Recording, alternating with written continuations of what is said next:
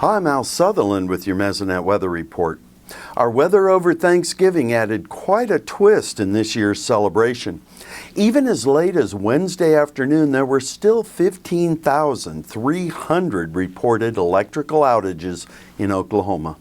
Hopefully you and your family came through without too much ice damage or disruption.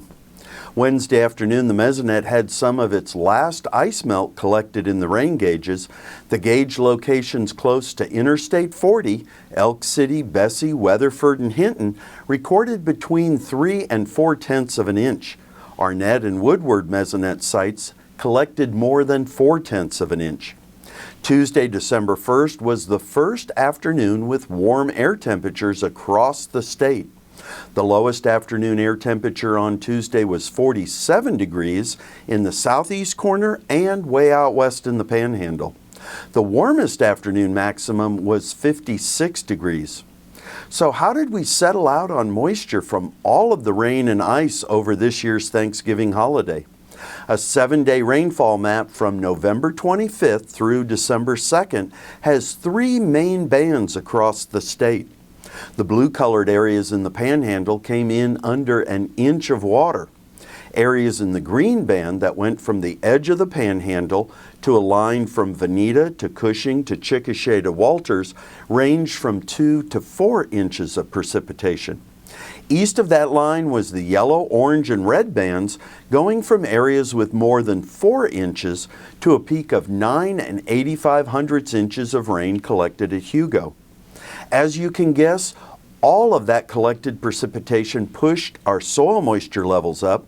A map from December 1st shows most Oklahoma locations with close to 100% of their plant available water from the surface down to 16 inches.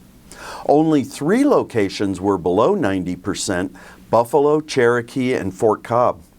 Adding in the deeper soil depths, a map of plant available water from the surface to 32 inches, we still see a lot of locations with 100% of their plant available water.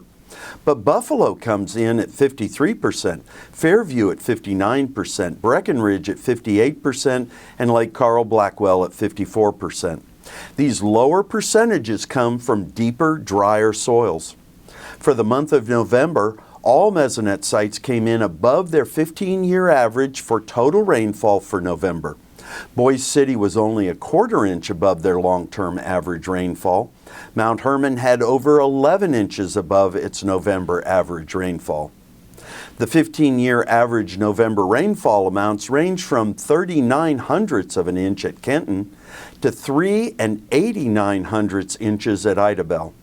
A number of places in eastern Oklahoma had close to 300% of their average rainfall this November. November's above-average rainfall pushed Oklahoma out of drought designation.